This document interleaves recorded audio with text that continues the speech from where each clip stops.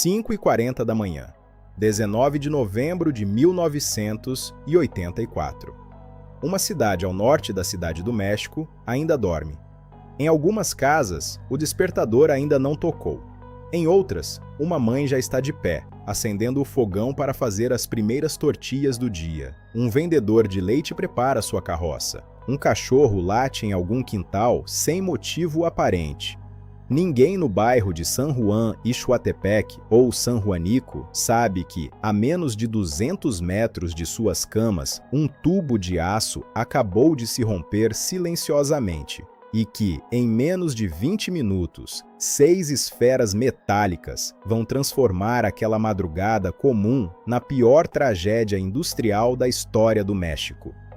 Eu sou Michael e este é o Ponto Crítico, o canal onde a gente não conta apenas o que aconteceu, mas por que aconteceu. Se você gosta de entender os mecanismos por trás dos maiores desastres industriais da história, se inscreve no canal e ativa o sininho, porque hoje a gente vai reconstruir, minuto a minuto, o desastre de San Juanico. E antes de começar, deixa o like. Isso ajuda muito o canal a continuar trazendo essas análises técnicas que você não encontra em outro lugar.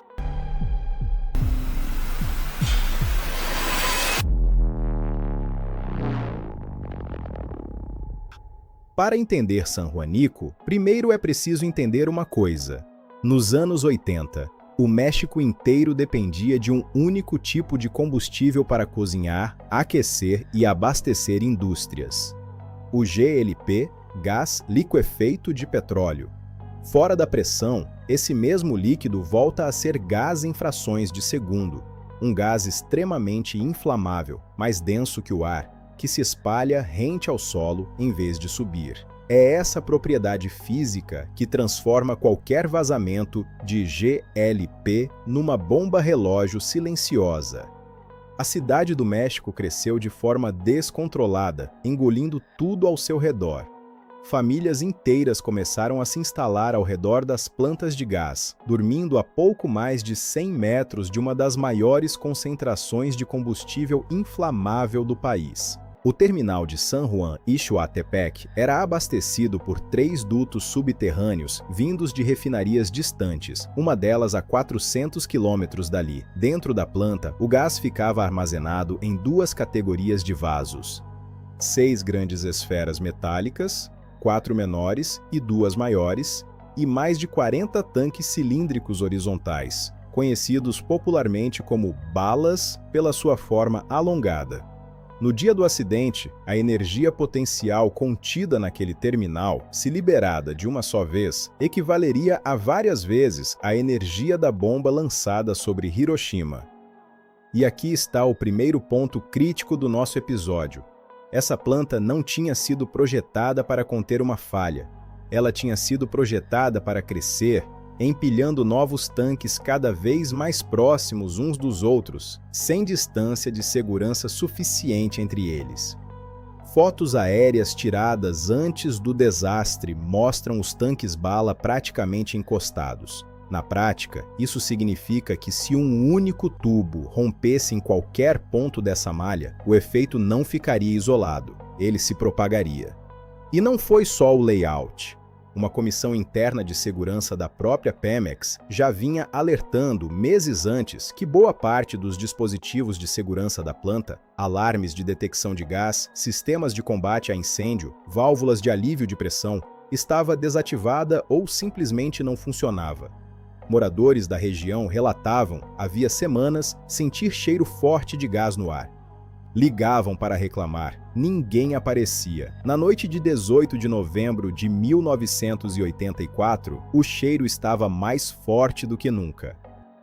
Por volta das 5h40 do dia 19 de novembro, um operador na sala de controle do terminal notou algo estranho, uma queda de pressão em um dos dutos.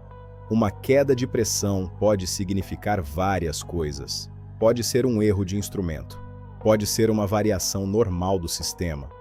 Ou pode ser a primeira evidência de que, em algum ponto da malha de tubulações, o gás está escapando.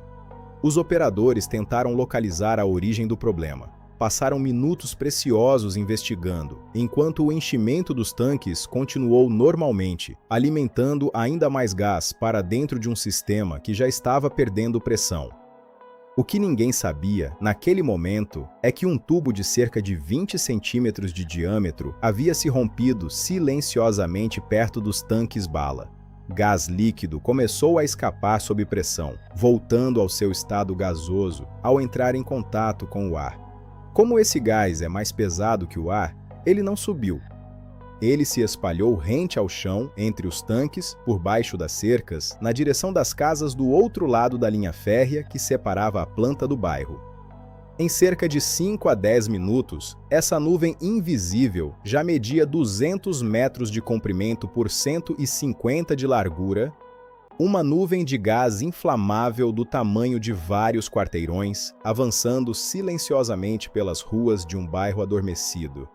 E toda nuvem de gás inflamável, mais cedo ou mais tarde, encontra uma fonte de ignição. Quando a nuvem encontrou uma fonte de calor que pode ter sido o flare, ela não queimou lentamente. Ela explodiu de uma vez, o que engenheiros chamam de explosão de nuvem de vapor. Um flash de calor intenso, uma onda de pressão que sacudiu estruturas a quilômetros de distância.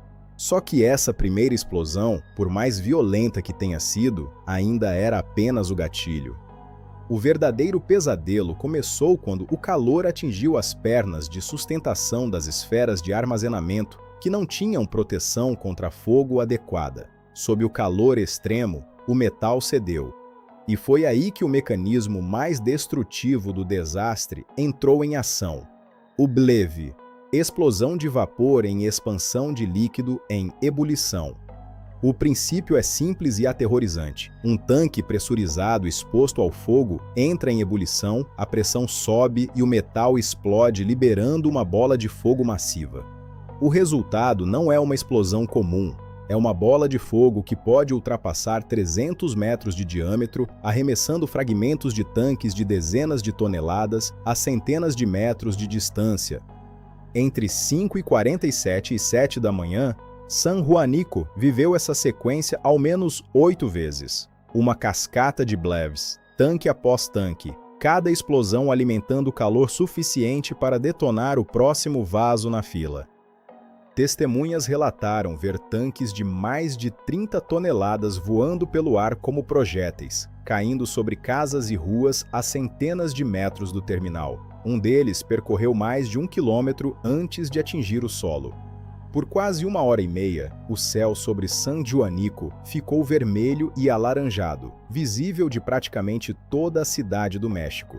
Um piloto de um voo comercial relatou ter visto o que parecia ser uma explosão nuclear no horizonte.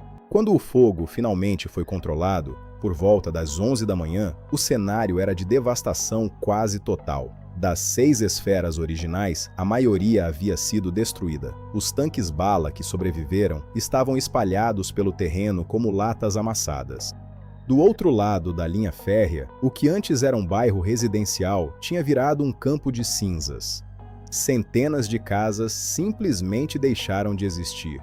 O número oficial inicial foi de 270 pessoas mortas, mas esse número traria um problema sério. O calor gerado pelas explosões foi tão extremo que, em muitos casos, não sobrou nada reconhecível dos corpos. Estimativas posteriores colocam o número real de vítimas entre 500 e até 2.000 pessoas. 5.000 a 7.000 pessoas ficaram feridas, muitas com queimaduras que cobriam mais de 80% do corpo, o tipo de ferimento incompatível com a sobrevivência. Cerca de 200.000 pessoas precisaram deixar suas casas às pressas naquela madrugada, muitas caminhando pelos trilhos da ferrovia, na direção da cidade, sem saber exatamente para onde ir.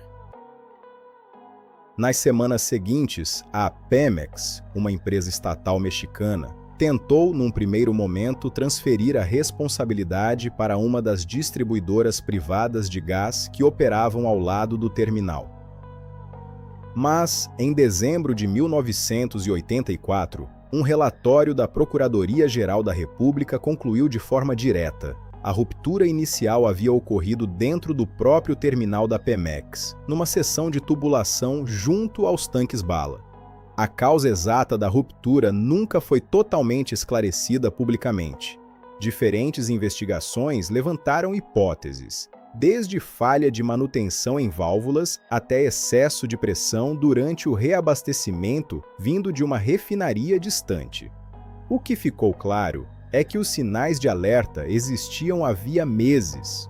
Comissões internas de segurança já haviam registrado, por escrito, falhas nos sistemas de válvulas e nos dispositivos de detecção, mas ninguém aparecia. Uma investigação técnica independente chegou a uma conclusão que resume o caso. O desastre não foi causado por um único erro isolado. Foi o resultado de um layout perigosamente compactado e da ausência de válvulas de alívio em pontos críticos. San Juanico não foi um acidente imprevisível. Se esse nome, San Juanico, não soa familiar para você, existe uma razão histórica bem específica para isso. Exatamente 17 dias depois desse desastre, do outro lado do mundo, uma fábrica de pesticidas em Bhopal, na Índia, liberou uma nuvem de gás tóxico sobre uma comunidade inteira. O desastre de Bhopal dominou os noticiários internacionais por semanas e, de certa forma, empurrou San Juanico para um segundo plano na memória mundial. Mas se você prestou atenção nos detalhes desse episódio, talvez tenha notado algo incômodo. Os dois casos compartilham exatamente o mesmo padrão de causa raiz. Uma planta de altíssimo risco, uma comunidade extremamente pobre crescendo perto de seus muros. Sinais de alerta documentados e ignorados por meses. Sistemas de emergência que falharam no momento crítico. E, depois da tragédia, um jogo de empurra sobre a responsabilidade. Esse é o padrão que este canal existe para expor, porque entender o padrão é a única forma de impedir que ele se repita. Depois de San Juanico, a indústria de armazenamento de GLP no México e em outros países passou por mudanças reais. Novos projetos passaram a exigir distância mínima de segurança entre tanques. Sistemas de detecção automática e planos de emergência tornaram-se padrão obrigatório. Parte do terreno onde ficava o terminal foi transformado num parque memorial, construído sobre o solo onde ficavam as casas destruídas. Uma decisão que, para muitos moradores que perderam tudo ali, chegou tarde demais e trouxe mais uma camada de dor. San Juanico não foi um evento isolado no tempo. Foi a prova concreta de que, quando uma indústria de altíssimo risco cresce mais rápido do que a fiscalização e a manutenção, o resultado é sempre o mesmo. O mecanismo que leva à tragédia, esse se repete. Se esse episódio te ajudou a entender melhor como um vazamento de poucos minutos pode se transformar na pior tragédia industrial de um país, deixa o like, comenta o que você achou e se inscreve no canal. Aqui no Ponto Crítico, toda semana investigamos um novo desastre. Obrigado por assistir e até o próximo episódio.